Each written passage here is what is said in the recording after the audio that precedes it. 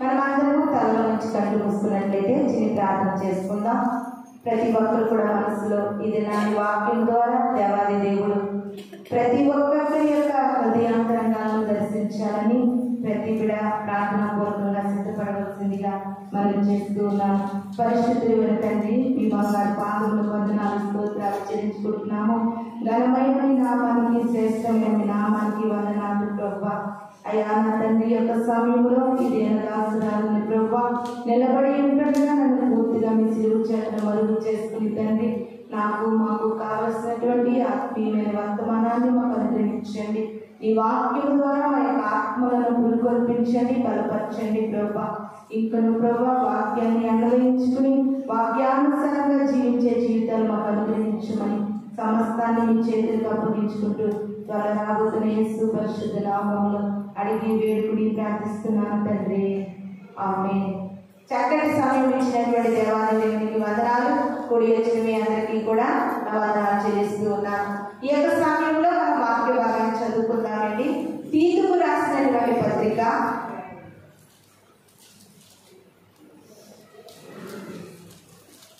అపోస్తలుడైనటువంటి పౌలు గారు రాసినటువంటి తీతుకు రాసినటువంటి పత్రిక 2వ అధ్యాయము 14వ వచనాన్ని మనం చదువుకుందాం.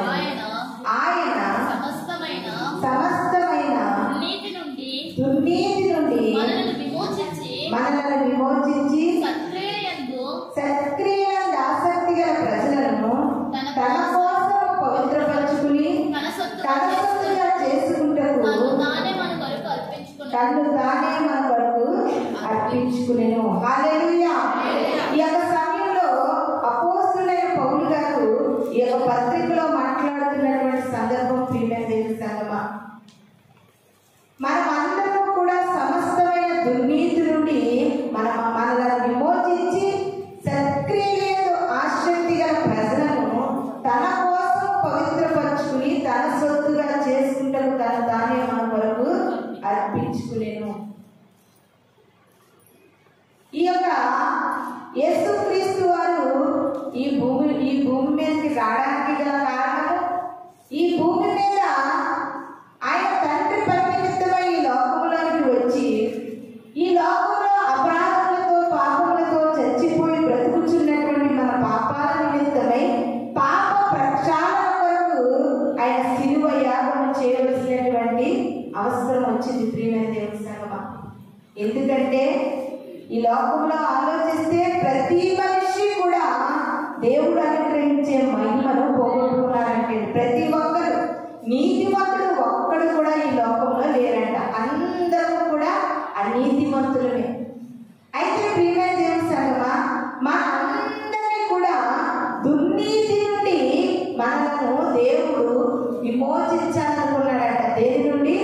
దుర్నీతి నుండి. ఈ లోకంలో మనం జీవిస్తూ ఉంటుండగా దుర్నీతికరమైనటువంటి జీవితాల నుండి మనలను విమోచించి సత్క్రియలతో ఆసక్తి గల ప్రజలను తన కోసం పవిత్రపరచుకోవాలని, అంతేకాకుండా తన సొత్తుగా చేసుకోవాలనే క్రీస్తు తను తాను మన వరకు బలి అర్పణగా అర్పింపబడ్డారు. మనం అందరం కూడా ఎవరు ప్రియమైన దేవుని సంగమా? దేవుని యొక్క సొత్తు ఉన్నాం. మనము దేవుని ప్రజలమైన మనం అందరం కూడా ఆయన మనల్ని దుర్నీతి నుండి మనల్ని విమోచించి మనల్ని విడిపించి ఆయన ప్రజలుగా మనల్ని చేసుకుంటకు ఆయన సొత్తుగా చేసుకోవాలని ఒక సంకల్పంతో దేవాది దేవుని యొక్క అనాదికాల ప్రణాళికలో దేవాది దేవుడు మన అందరి కొరకు కూడా తన ప్రాణాలనే అర్పించడము జరిగింది. ఆయన ప్రాణాలు అర్పించకపోతే ఈ లోకంలో ఏ ఒక్కరు కూడా పరలోక రాజ్యానికి చేరుకోలేదు. ఎందుకంటే మనుషులందరూ కూడా ఈ లోకంలో ఒక్కరు లేకుండా అందరూ నీతిమంతుడు ఒక్కడు లేకుండా అందరూ పాపులుగా మిగిలిపోయినట్టే.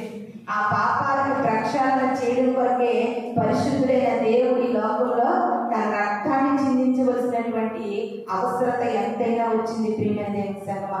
అందుకనే ఇంకొక మాట మనం చూసుకుంటే 1 కొరింథీయులకు రాసినటువంటి పత్రిక 6వ అధ్యాయం 19వ వచనాన్ని మనం చూసుకుంటే,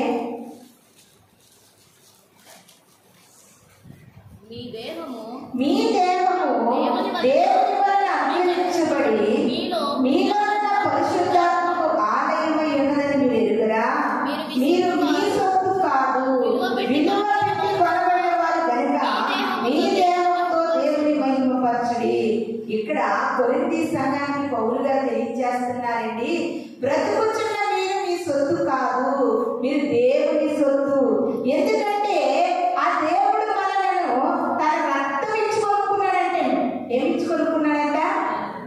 తన రక్తం ఇచ్చి, తన స్వరక్తం ఇచ్చి మనల్ని కొనుక్కున్నాడంటే, మనము దేవుని యొక్క సొత్తైన ప్రజలము, మనము దేవుని ప్రజలము, మనమందరం కూడా ఆయన సొత్తుగా బ్రతుకుతున్నటువంటి ప్రజలు. ప్రియమైన దేవుని సంగమా, చాలా మంది అనుకుంటాము, నా జీవితము నా ఇష్టము, నా బ్రతుకు నా ఇష్టము, ఇది నాది నేను అనే భావంతో ఈ యొక్క సమాజం కనబడతా ఉంది. కానీ ఇది నాని ప్రభు అంటా ఉన్నారు, మీరు విలువ పెట్టి కొనబడిన వారు. ఇది నాని క్రైస్తవుని యొక్క విలువ ఎంతో క్రైస్తవుడికి అర్థమవుతలేదు అనుకుంటున్నారు.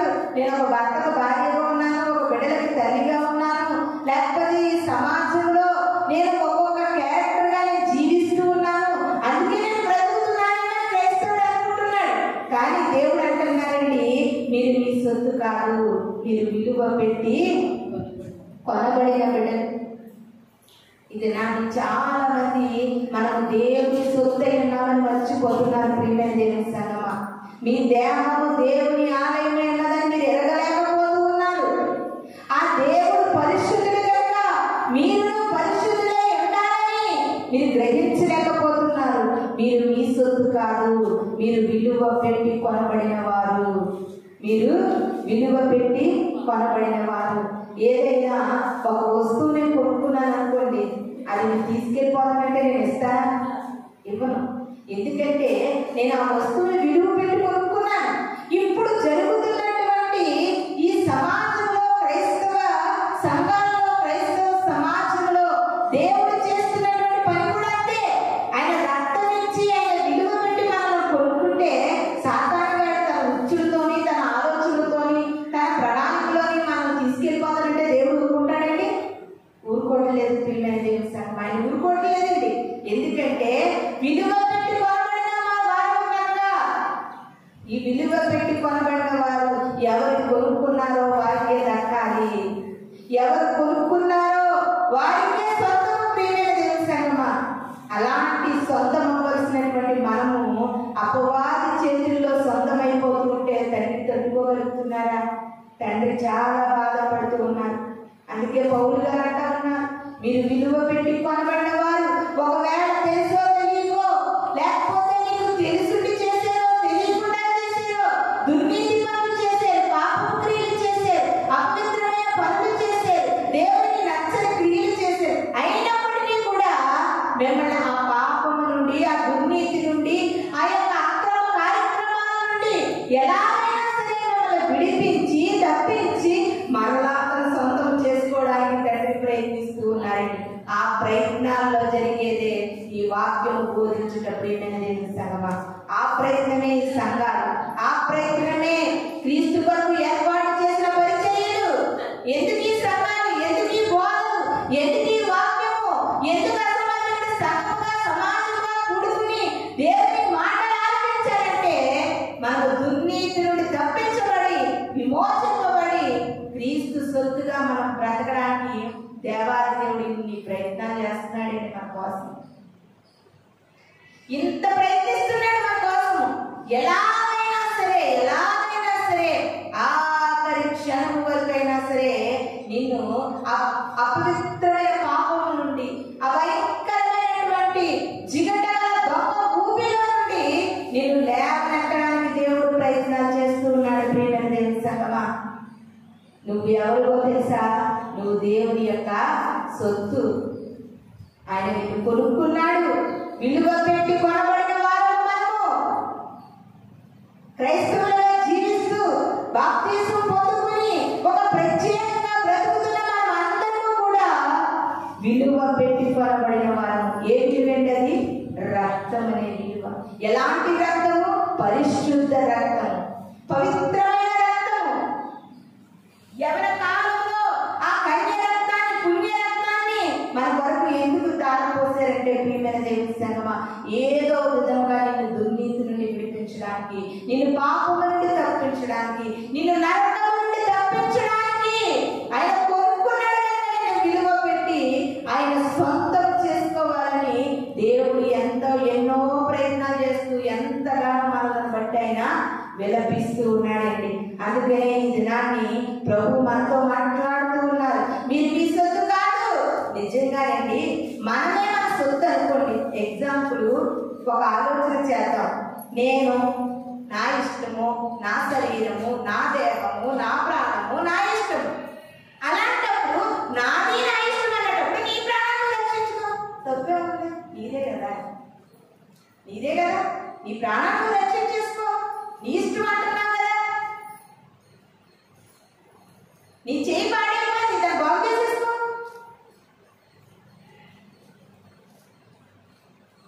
నీ ఆరోగ్యంలో అనారోగ్యం కలిగింది, దాన్ని స్వస్థపరచుకో.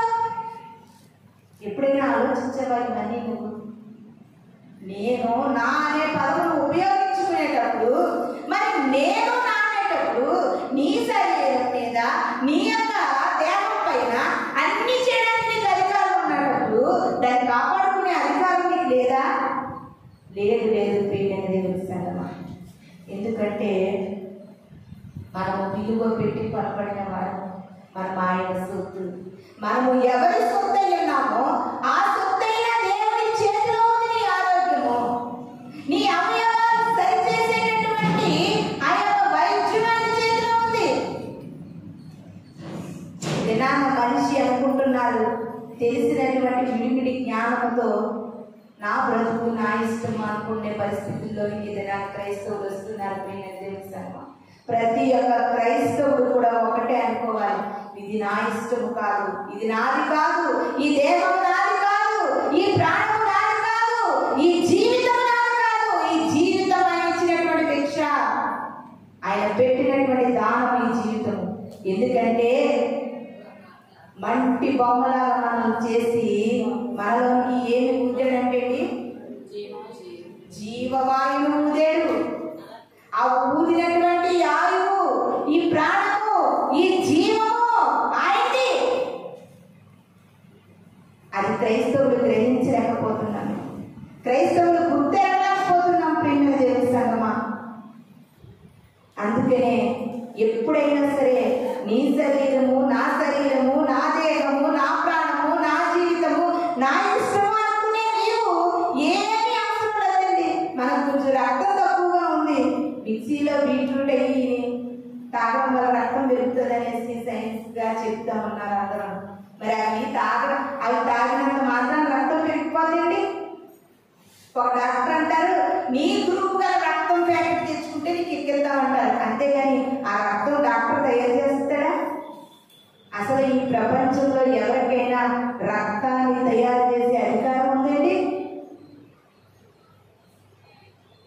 టెక్నాలజీ బాగా పెరిగి, సైన్స్ బాగా డెవలప్ అయ్యి గుండె మార్పిడి చేస్తున్నారు, కిడ్నీ మార్పిడి చేస్తున్నారు, ఊపిరితిత్తులు కూడా మార్పిడి చేస్తున్నారు. మార్పిడి చేయగలుగుతున్నారు కానీ సొంతంగా ఎవరు చేయలేకపోతున్నారు.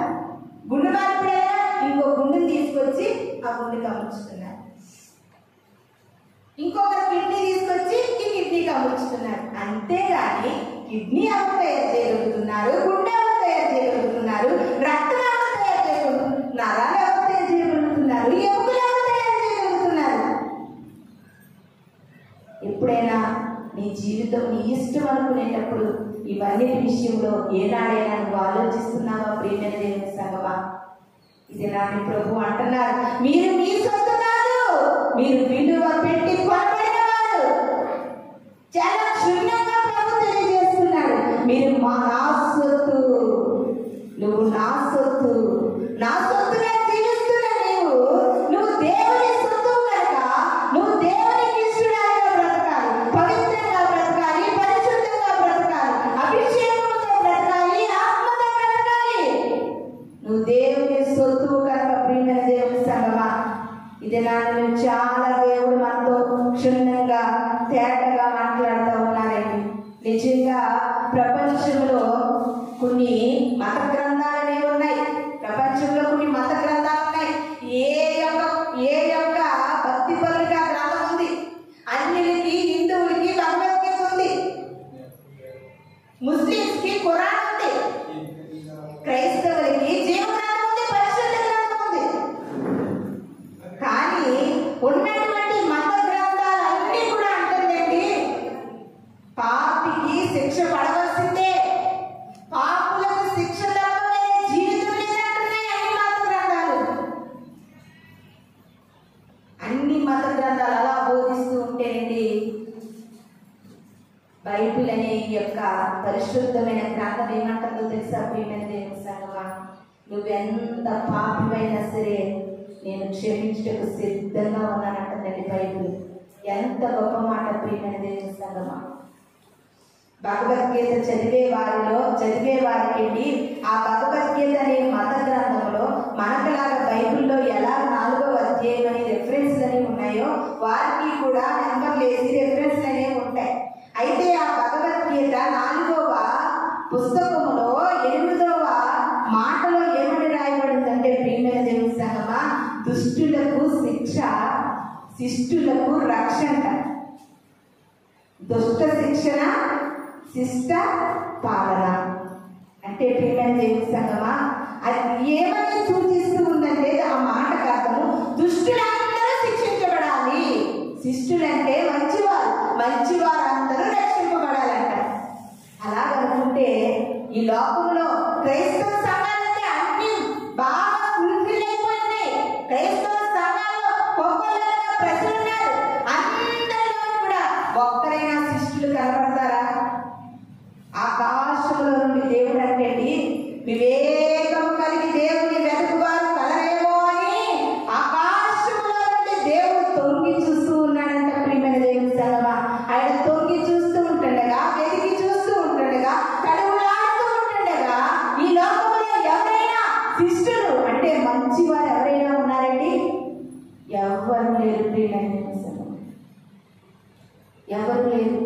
అందుకనే మొదటి తిమోతికి రాసినటువంటి పత్రిక 1వ అధ్యాయం 15వ వచనంలో ఒక చక్కటి మాట ఉందండి. మొదటి తిమోతికి రాసినటువంటి పత్రిక 1వ అధ్యాయము 15వ వచనాన్ని ఒకసారి చూద్దామండి. చదవండి. పాపులను రక్షించుటకు క్రీస్తు యేసు లోకమునకు వచ్చెను. వాక్యము నమ్మదగినదియు పూర్ణాంగీకారమునకు యోగ్యమైనది అన్నది కనుక అట్టి వారిలో నేను ప్రధానుడను.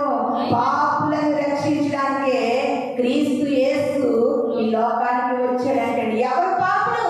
భూమి మీద ఉన్న ప్రతి ఒక్కరు పాపులే, భేదం ఏమీ లేదు, అందరూ పాపం చేసి ఉన్నారు. దేవాది దేవుడు ఇచ్చే ఉన్నత మహిమను పోగొట్టుకున్నారు. వేరే లేదు, బోధించేవారు లేదు, వినేవారు లేదు, చెప్పేవారు లేదు, కూర్చునేవారు లేదు, లేచినవారు లేదు. అందరూ కూడా పాపులే, అందరూ పాపులే. మన అనాది కాలంలో ఉన్నటువంటి మన తండ్రి అయిన అవ్వా ఆదాము గారు చేసినటువంటి ఆ యొక్క పొరపాటు వల్ల మనమందరం కూడా పాపులమే ప్రియమైన దేవుని సంగమా. భేదమేమీ లేదు. కానీ అన్ని గ్రంథాలు అంటుంది పాపిగా మరణించాలి, మంచివాడిగా మరణించాలి. కానీ జీవగ్రంథం అంటుంది పాపి మారి మరణించాలి, పాపి మారు మనస్సు పొందాలి. ఎందుకంటే పాపులను రక్షించుటకే లోక రక్షకుడి లోకానికి వచ్చాడు ప్రియమైన దేవుని సంగమా. ఎంత గొప్పదండి బైబిల్, ఎంత గొప్పది ఈ యొక్క జీవ గ్రంథము, ఈ పరిశుద్ధ గ్రంథము ఎంత చక్కటి మాటలు తెలియజేస్తుందండి. ఏ గ్రంథము ఇవ్వలేనటువంటి భరోసా పరిశుద్ధ గ్రంథం ఇస్తుంది ప్రియమైన దేవుని సంగమా. అందుకనే దేవుడు పాపులందరి కొరకు బలి అవ్వాల్సి వచ్చిందండి, బలి అవ్వాల్సి వచ్చింది. ఈ యొక్క సమయంలో వాక్యం మనతో మాట్లాడుతూ ఉంటే అంటే ఎవరు పాపులంటే రోమపత్రికలో ఒకసారి చూద్దామండి. రోమపత్రిక 3వ అధ్యాయము 23వ వచనాన్ని ఒకసారి చూద్దాం.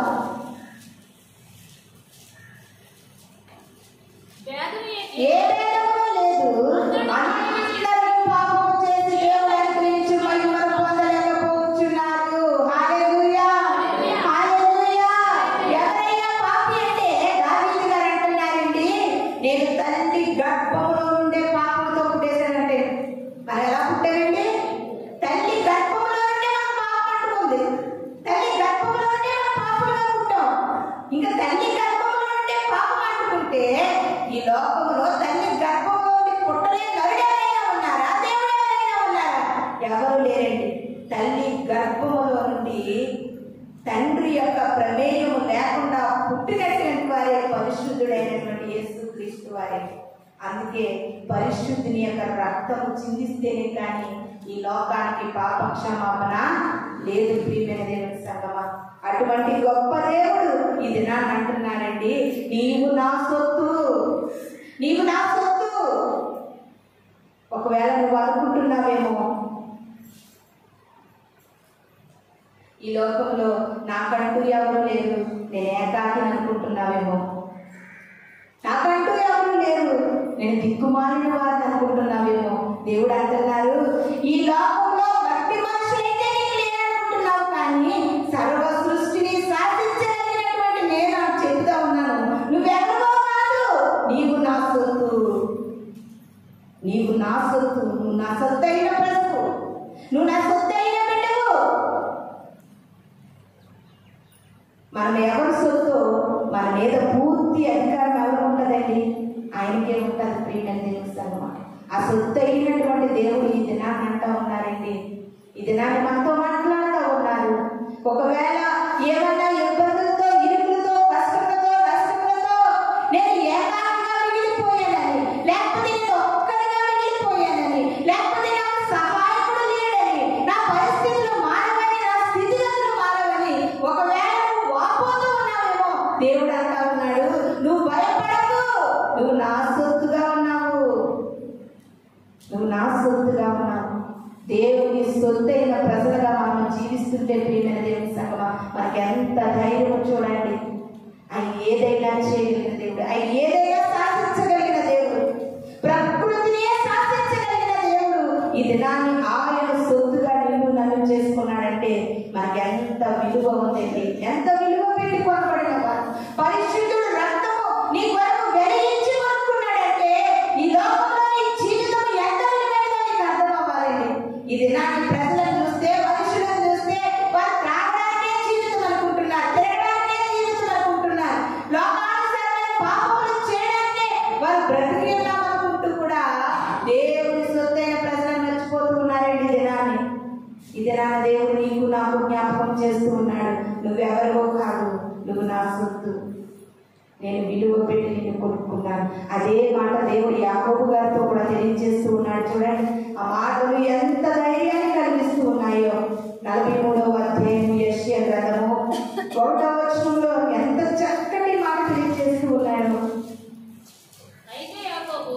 అయితే యాకోబు నిన్ను సృజించిన వాడనగు యెహోవాను, ఇశ్రాయేలు నిన్ను నిర్మించిన వాడు ఇలాగ సెలవిచ్చుచున్నాడు, నేను నిన్ను విమోచించి ఉన్నాను, భయపడకుము, పేరు పెట్టి నిన్ను పిలిచి ఉన్నాను, నీవు నా సొత్తు. యాకోబు ఏమంటున్నాడండి దేవుడు, యాకోబు నువ్వు భయపడకు, నువ్వు భయపడకు యాకోబు. ఇస్సాకు రిబ్కా పుట్టారనుకుంటున్నావేమో నువ్వు?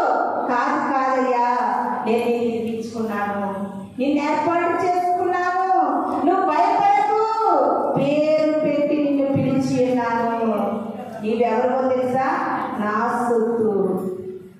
ఇది నాకు ఈ మాట విన్నటువంటి నీ జీవితంలో చాలా ధైర్యం కలుగుతుంది. ప్రియమైన దేవుని సంగమా, ఒకవేళ నువ్వు భయపడుతున్నావా, పరిస్థితులను బట్టి, సమస్యలను బట్టి, స్థితిగతులను బట్టి, లోకంలో ఉన్నటువంటి అనేకమైనటువంటి సంఘటనలను బట్టి రేపటి నాకేమవుతుందో, నా ప్రాణం ఏమవుతుందో, నా ఆరోగ్యం ఏమవుతుందో, నా కుటుంబం ఏమవుతుందో, నా స్థితి ఏమవుతుందో, అసలు నేను ఏమైపోతానో భయపడుతున్నావా? యాకోబు పేరు పెట్టి నేను పిలుచుకున్నాను. ఎందుకో తెలుసా? నీవు నా సొత్తువు కనుక. నీవు నా సొత్తువు కనుక. నీకు ఎప్పుడైనా సరే బాధ కలిగినా, ఒకవేళ నీకు దుఃఖము కలిగిన, వేదన కలిగిన, ప్రభు పాదాల చెంతకు వచ్చి ఉంటే మాట, అయ్యా నేను నీ సొత్తు అయిన బిడ్డను కదా, అయ్యా నేను నీ సొత్తు కదా, నన్ను నిర్మించిన వాడు నీవు కదా. ఇదిగో బాబు, ఈ బాధతో నేను భరించలేకపోతున్నాను, ఈ వేదనతో నేను జీవించలేకపోతున్నాను, ఈ కష్టంతో నేను పోరాడలేకపోతున్నాను, ఈ యొక్క ఆర్థికమైన పరిస్థితులతో నేను సాగలేకపోతున్నానయ్యా.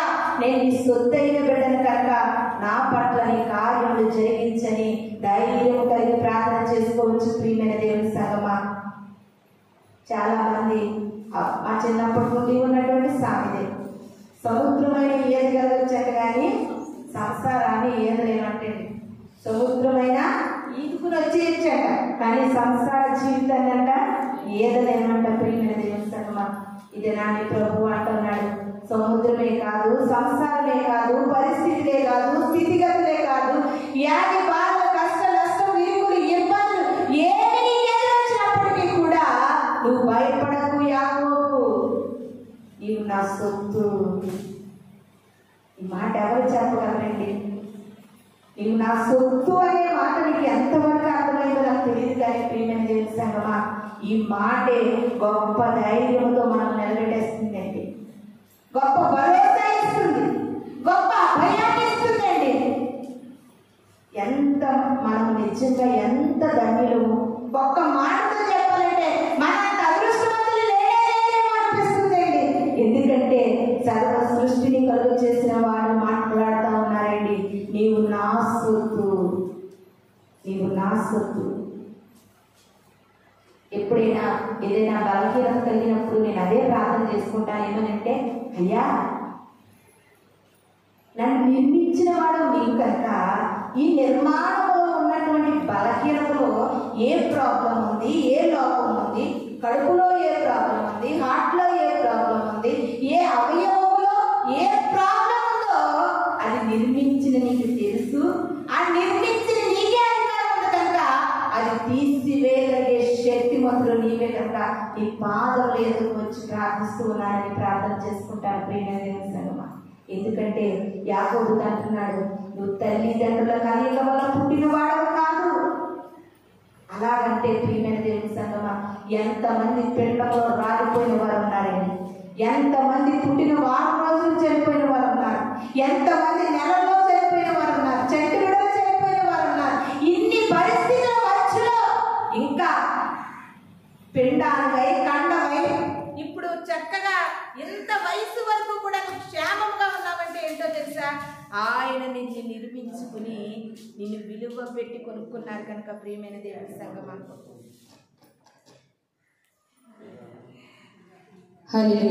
మనము విలువ పెట్టి కొనబడిన వారము కనుక, మనము నిర్మించినటువంటి దేవుడు అంటా ఉన్నారు. ఒకవేళ నీకు ఏ పరిస్థితుల వల్ల నువ్వు తొలగిపోయావో, తప్పిపోయావో, ఏమైపోయావో నాకు తెలియదు కానీ ఈ దినాన మరలా నీ దగ్గరకు వాక్యం వస్తుంది, నీ చెవులకి మాట పడుతుంది, నీ హృదయంలో ఈ మాట సెలవిస్తూ ఉంది. ఈ యొక్క సమయంలో నువ్వు ఏ పరిస్థితుల్లో ఉన్నావో నాకు తెలియదు కానీ ఇది నాటి ప్రభు మనతో మాట్లాడుతూ ఉన్నారు. నువ్వు ఏ పరిస్థితుల్లో ఉన్నప్పటికీ కూడా మనుష్యులను ఆశ్రయించొద్దు, మనుషుల సహాయము వ్యర్థము, రాజుల చేతనేనను నరుల చేతనేనను రక్షణ కలగదు, వారిని నమ్ముకోవద్దంటుందండి వాక్యము. నువ్వు మనుష్యుల సహాయం కాదండి, నిన్ను నిర్మించిన వాడి దగ్గరికి వెళ్ళి నువ్వు మొరపెట్టు, నిన్ను ఏర్పరిచిన వాడి దగ్గరికి వెళ్ళి నువ్వు మొరపెట్టు. అయ్యా నువ్వే అన్నావు నేను నీ సొత్తు అన్నావు కనుక నీ సొత్తుగా ఈ లోకంలో నేను ఎలా బ్రతుకుతున్నానో నీకు తెలుసు కనుక ప్రభా, ఈ సొత్తుని ఏం చేస్తావో నీ చేతుల్లో పెడుతున్నానయ్యా. నా పరిస్థితి ఇది, నా స్థితిగతి ఇది, నాకు కలిగిన బాధ ఇది, నాకు కలిగిన వ్యాధి ఇది అని నువ్వు ధైర్యముగా ప్రార్థన చేయొచ్చు. ప్రియమైన దేవుని సంగమా, ఇది నన్ను ప్రభు మనతో మాట్లాడుతూ ఉన్నారండి. ఎలాంటి నాకు చాలా యూట్యూబ్లో అనేకమైనటువంటి సాక్ష్యాలు విన్నప్పుడు ఘోరమైన పాపులు మారగలుగుతూ ఉన్నారు యేసయ్యా. అలాంటి నశించిపోతున్న ఆత్మలు, అనేకమైన ఆత్మలు, అగ్నిలోనికి జారిపోతున్న ఆత్మలను ప్రభువా మీరు పట్టుకోండి యేసయ్యా అని ఒక ఆత్మ ఆవేదన కలుగుతుంది ప్రియమైన దేవుని సంగమా. ఎందుకంటే వారికి తెలియదు, తెలుసో తెలియదు, వారి జీవితం కొరకు వారికి పూర్తి అవగాహన లేక, యేసుక్రీస్తు అంటే ఆ ప్రేమ తెలియక, గొప్పతనము తెలియక అనేక మంది నరకాగ్నిలోనికి జారిపోతూ ఉన్నారండి. నశించిపోతున్న ఆత్మల కొరకే ఇది నాన్నే దేవాది దేవుడి లోకానికి వచ్చేయండి. నశించిపోతున్న వారి కొరకు ఈ లోకానికి వచ్చేయండి. ఆయన చెబుతున్న ఒకే ఒక మాట, మీరు ఎలాంటి పరిస్థితుల్లో ఉన్నప్పటికీ కూడా నా పాదముల ఎదుట వస్తే క్షమించుటకు నేను సిద్ధంగా ఉన్నానంటున్నారు ప్రియమైన దేవుడు. మన దేవుడు శిక్షించైనా రక్షించుకునే దేవుడండి. ఎలాంటి పరిస్థితుల్లో ఉన్నప్పటికీ కూడా పాపిని ఇష్టపడే దేవుడు కానీ పాపాన్ని ద్వేషించే దేవుడు. నిజంగా ఆయన పాపులను ప్రేమించకపోతే, పాపులను చేరదీయకపోతే, పాపులను ఆయన కౌగిలికి అద్దుకోకపోతే ఇది నేను ఈ స్థితిలో ఉండేవారిని కాదు, మీరు ఆ స్థితిలో ఉండేవారు కాదు ప్రియమైన దేవుడి సంగమా. భేదమేమీ లేదండి. లోకమంతా కూడా పాపము చేసినటువంటి నరులేండి. తల్లి గర్భంలో నుండి కూడా మనం పాపములో పుట్టిన వారము ప్రియమైన దేవుడి సంగమా. ఇంకొక మాటను చూద్దామండి. కీర్తనల గ్రంథము 100వ కీర్తన 3వ వచనాన్ని చదువుకుందామండి. యెహోవాయే దేవుడని తెలుసుకునుడి, ఆయనే మనలను పుట్టించెను, మనము ఆయన వారము, మనము ఆయన ప్రజలము, ఆయన మేపు గొర్రెలము. హల్లెలూయా, హల్లెలూయా. ఎప్పటికైనా సరే మించిపోయిందేమీ లేదు. కానీ యెహోవాయే దేవుడని నువ్వు తెలుసుకో, నువ్వు ఆయన సొంతని తెలుసుకో, ఆయన మనల్ని పుట్టించి ఉన్నాడని నువ్వు తెలుసుకో, ఆయన మనల్ని మేపుతున్నాడని, ఆయన మేపే గొర్రెలమని ఎప్పటికైనా సరే నువ్వు గ్రహించాలని ప్రభు మనకు తెలియజేస్తూ ఉన్నారండి. యెహోవాయే దేవుడు. ఆ యెహోవాయే దేవుడైతే ఆ దేవుడు ఒక మాట సెలవిస్తున్నారు, నీవు నా సొత్తు, నీవు నా సొత్తు. ఇది నాన్ని ఆ గొప్ప మాటను పట్టుకుని ప్రియమైన దేవుని సంగమా మనం ఎత్తి పెట్టి ప్రభు సన్నిధిలో ప్రార్థన చేస్తే మనకు అసాధ్యమైనది ఏమీ కూడా లేదండి. ఆయనకు సమస్తమును సాధ్యమే. ఆయన ఏదైనా చేయగలిగిన దేవుడు. రామా పత్రికలో ఉంది, ఆయన ఉన్నది లేనట్టుగా, లేనిది ఉన్నట్టుగా చేయగలిగిన దేవుడు. సముద్రాన్ని ఆరిన నేలగా చేయగలిగిన దేవుడు. మారా జలములు మధురముగా చేయగలిగిన దేవుడండి. ఆయన ఏదైనా చేయగలిగిన దేవుడు. మనుష్య రీత్యా నువ్వు ఆలోచించుకో. నీకు ఒకే ఒక ఆలోచన, నేను ఆయన సొత్తు అయిన బిడ్డను, నేను ఆయన సొత్తు, ఆయన బిడ్డను. నేను ఏది అడిగినా ఆయన ఇస్తాననే నమ్మకం నీకు ఉండాలి, విశ్వాసం నీకు ఉండాలి ప్రియమైన దేవుని సంగమా. ఆయన ఏదైనా చేయగలిగిన దేవుడండి. పరదేశంలో కూడా, ఇతర దేశంలో పరదేశిగా ఉన్న యోసేపుని ఆ దేశానికి చక్రవర్తి చేసిన దేవుడు ప్రియమైన దేవుని సంగమా. నీకున్న పరిస్థితులను బట్టి, నీకున్న స్థితిగతులను బట్టి, నీ కళ్ళ ఎదుటిగా కనిపించేటటువంటి పరిస్థితులను బట్టి నువ్వు అంచనాలు వేసుకోవద్దు. ఆయన ఏదైనా చేయగలిగిన దేవుడు. ఆయన సొత్తైన బిడ్డల కొరకు, ఆయన విలువ పెట్టి కొనుక్కున్న బిడ్డల కొరకు ఆయన ఏదైనా చేస్తాడండి. ఆయన ఏదైనా చేయడానికి సిద్ధముగా ఉన్న దేవుని మనం నమ్ముకున్నాం ప్రియమైన దేవుని సంగమా. ఇది నీ విశ్వాసము చల్లారిపోతుందేమో, లేకపోతే దేవుని పట్ల ఉన్నటువంటి నమ్మకము నీ జీవితంలో చల్లారిపోయే స్థితిలో ఉందేమో, నువ్వు నమ్మలేకపోతున్నావేమో. దేవుని దినాన్ని అంటా ఉన్నారు, నీవు నా సొత్తు, నేను విలువ పెట్టి నేను కొనుక్కున్నాను. నిన్న చూసానండి, నిన్న సరిగ్గా చూడలేదు కానీ చూసినప్పుడు ఆ యొక్క కన్ను కోసం తెలుసుకుందామని చూసినప్పుడండి, మనకి కన్ను ఎంత నీట్గా అందంగా కనిపిస్తుంది కదా. ఆ కన్ను లోపల దానికి సంబంధించినటువంటివి చాలా ఉన్నాయి. మనకు ఏదైనా ఒక వస్తువును చూడాలన్నా, కలర్ను చూడాలన్నా వెంటనే చూడగలుగుతున్నాం. చూడడానికి వెంటనే చూడగలుగుతుంటే కన్ను లోపల ఉన్న భాగాలన్నీ కూడా ఆ కన్నుకి సహకరించడానికి చాలా తొందరగా అవి ఎలక్ట్గా ఉన్నాయి. ప్రియమైన దేవుని సంగమా, ఇంత నీటిగా అందంగా ఉన్నాయి. కన్ను వెనకాల ఎంత భయంకరమైన రూపాలు ఉన్నాయో, ఆ చిన్ని చిన్ని రక్తనాళాలతో ఉన్నటువంటి నరాలు, ఈ బాల్ వెనకాల ఈ యొక్క వైట్గా ఉండేది, ఈ యొక్క వైట్ బాల్ వెనకాల దానికి మళ్ళీ ఎన్నెన్నో రకాలు ఉన్నాయి.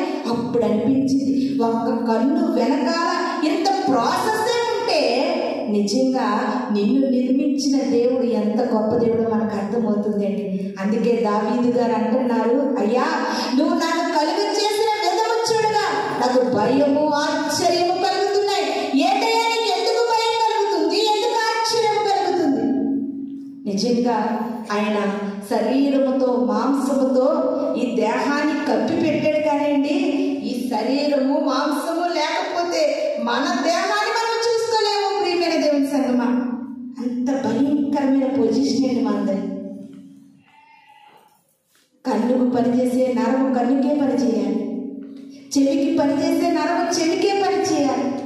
ఎంత గొప్పగా నేను సృష్టించిన దేవుడు అంటున్నాడండి, నీవు నా సొత్తు అంటున్నాడు. ప్రియమైన దేవుని సంగమా, ఈ లోకంలో మనిషి యొక్క నిర్మాణానికి ఆధిక్యత దేవాది దేవునికి తప్ప ఈ ప్రపంచంలో ఎంత శాస్త్రవేత్త అయినప్పటికీ కూడా లేదు. ప్రియమైన దేవుని సంగమా, అంత గొప్ప దేవుని మనం నమ్ముకున్నాం.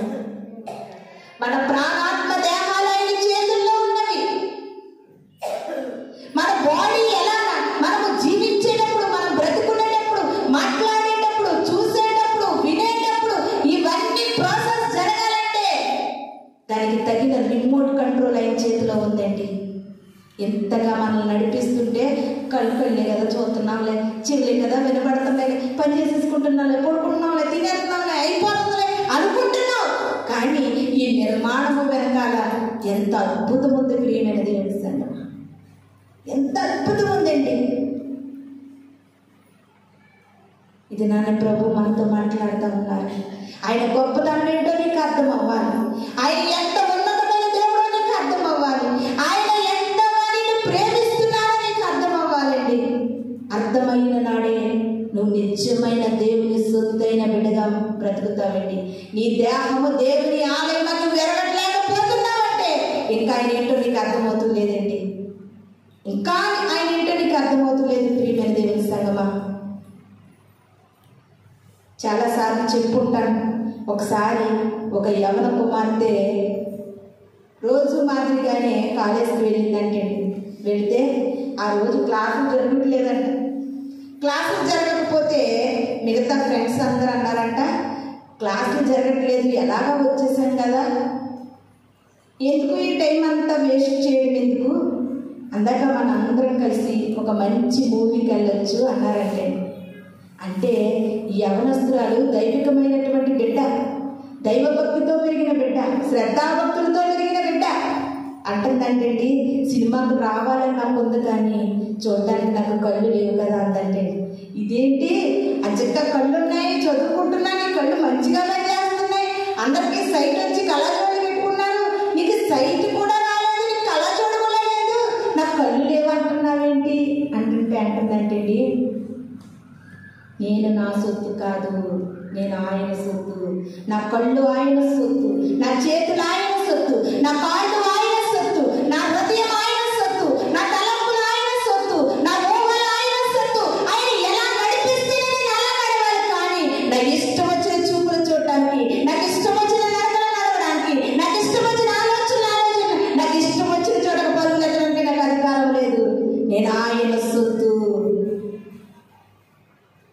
యోబు గారు అంటున్నారు, అయ్యా నా కన్నులతో ఒక నిబంధన చేసుకుంటున్నాను, పరస్త్రీ మోహపు చూపుతో మట్టిలో కలిసే వరకు నేను చూడను, అదొక నిబంధన అయ్యాలి. ఇది నన్ను ప్రభు అంటున్నారు. ఎప్పుడైనా నేను దేవుని సొత్తని, నేను దేవుని బిడ్డనని, నేను క్రైస్తవుడినని, నేను క్రైస్తవురాలినని, క్రైస్తవులు వెళ్ళకూడని స్థలాలకు వెళ్ళిపోతున్నావేమో, క్రైస్తవులు మాట్లాడకూడని మాటలను మాట్లాడుతున్నావేమో, క్రైస్తవుడు చేయకూడని పనులు కూడా చేస్తున్నావేమో. దేవుడు నిన్ను హెచ్చరిస్తూ ఉన్నాడు. నీవు నీ సొత్తు కాదు, నీ సొత్తుగా నువ్వు ఒక్క క్షణము బ్రతికి చూడు దేవుడు లేకుండా ఆవిరైపోతావు ప్రియమైన దేవుని సంగమా.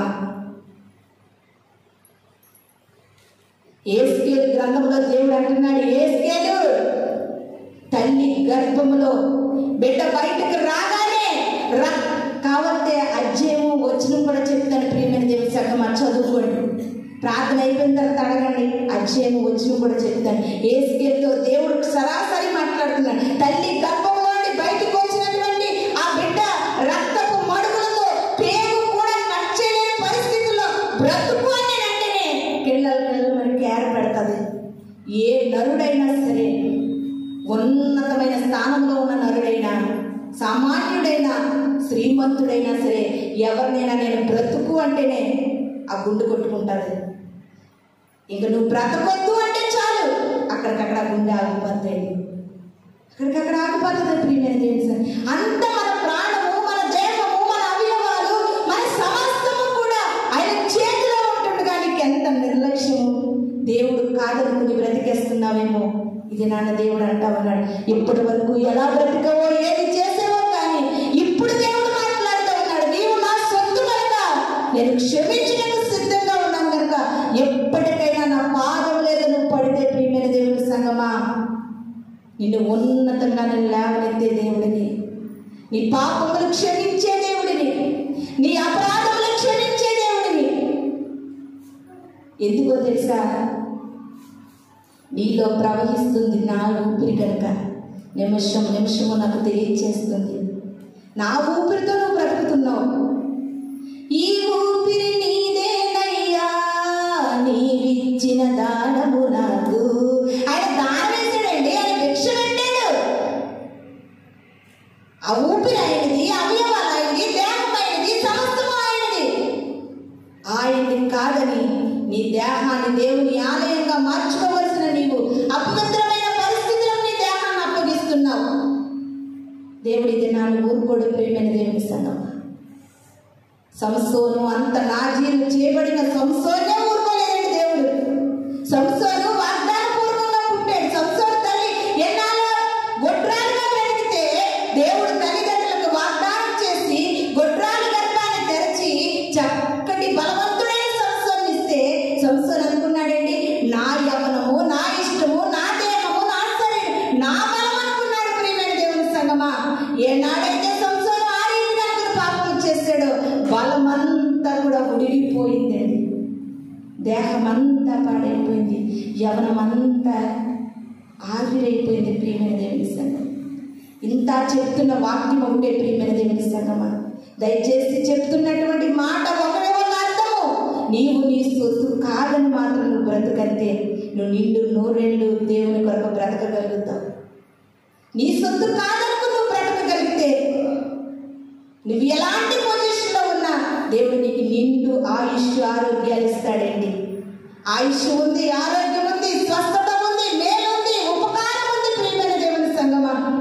దేవుని కొరకు నువ్వు బ్రతకగలిగితే, యోబు కన్నులతో నిబంధన చేసుకుని యోబు గారు పవిత్రుడిగా పరిశుద్ధుడిగా బ్రతికాడు కనుక లాస్ట్కి యోబుకి చర్మం అంతా ఊడిపోయింది, కుళ్ళిపోయింది, పురుగులు రాలిపోతున్నాయి, ఎముకల గూడుతో బ్రతుకుతున్న యోబు జీవితాన్ని మరలా దేవుడు పునరుద్ధరించినట్లుగా ఈ దినాన్ని నీ పరిస్థితులను మార్చబోతూ ఉన్నాడు. నీ ఆరోగ్యాన్ని మరలా దేవుడు నీకు పరిపూర్ణంగా చేయగలుగుతున్నాడు. నీ స్థితిగతులు మార్చుతున్నాడు, నీ కుటుంబ పరిస్థితులు మార్చుతున్నాడు. ఇవన్నీ ఎప్పుడు జరుగుతాయంటే నీ సొత్తు నువ్వు కాదని నువ్వు గ్రహించినాడు.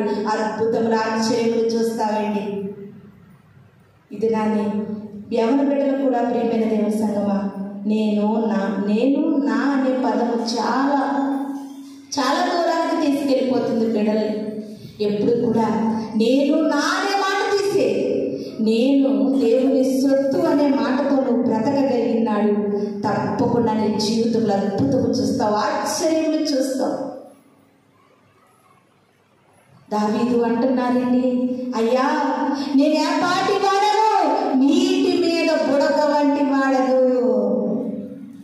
ఆ నీటిలో బుడగ ఉంది, ఎంతసేపు ఉంటుందండి అది? మన జీవితాలు కూడా అంతే ప్రియమైన దేవుని. ఈ నీటి మీద బుడగను తీసుకెళ్ళి నా సొత్తు అన్నావు కదయ్యా అని ఆయన పాదం మీద పెట్టి చూడు.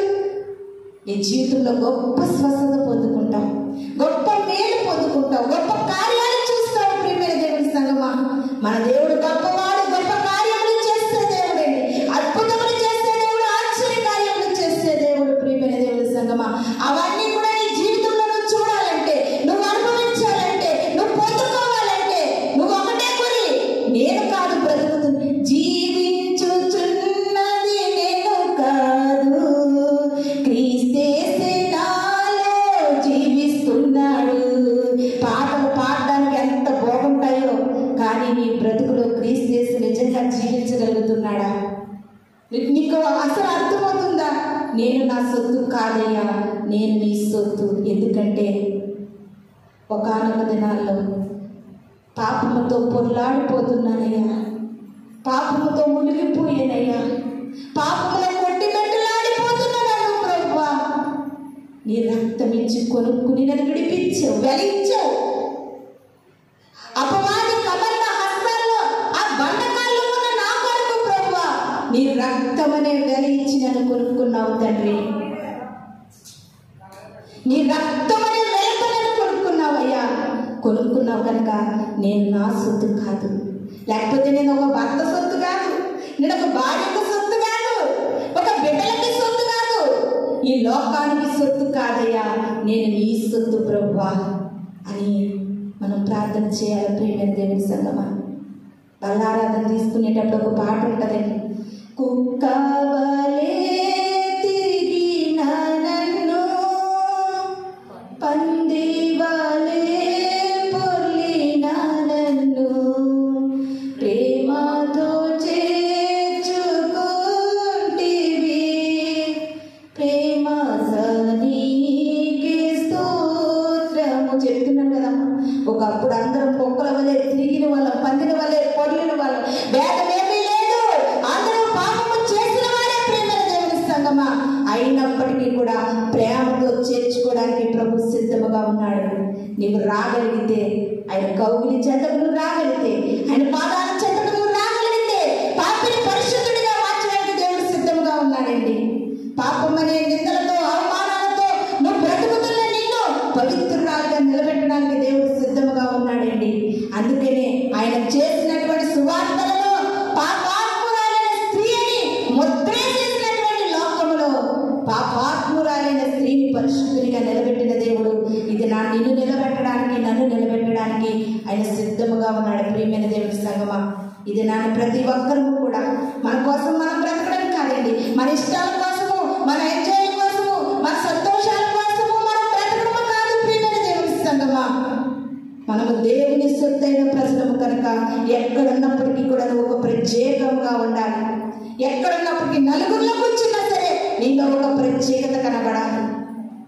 ఎక్కడున్నప్పటికీ కూడా నీలో ఒక ప్రత్యేకత, పరిశుద్ధత, పవిత్రత ప్రత్యేకంగా నేను కనిపించాలి. ప్రియమైన దేవుని సంగమా, అటువంటి క్రైస్తవ బిడ్డలుగా మనందరం కూడా జీవించాలని ఈ కొద్ది మాటలు దేవుడు మన వినికిడిలో దీవించి ఆశీర్వదించుగాక.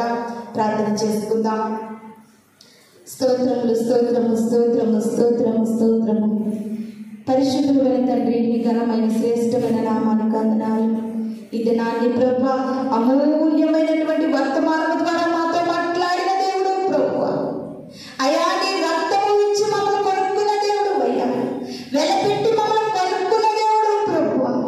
అందరూ పాపము చేసి దేవుడానికి ఇచ్చే మహిమను పొందుకోలేక నరకంలోనికి జారిపోతుంటే వారిని మహిమ లోకంలోనికి తీసుకువెళ్ళడానికి ప్రభా అయా, నీ ఆఖరి రక్తపట్టును మా కొరకు చిందించిన దేవుడు, ఆ రక్తం ఇచ్చి మమ్మల్ని కొనుక్కున్న దేవానికి స్తోత్రములు.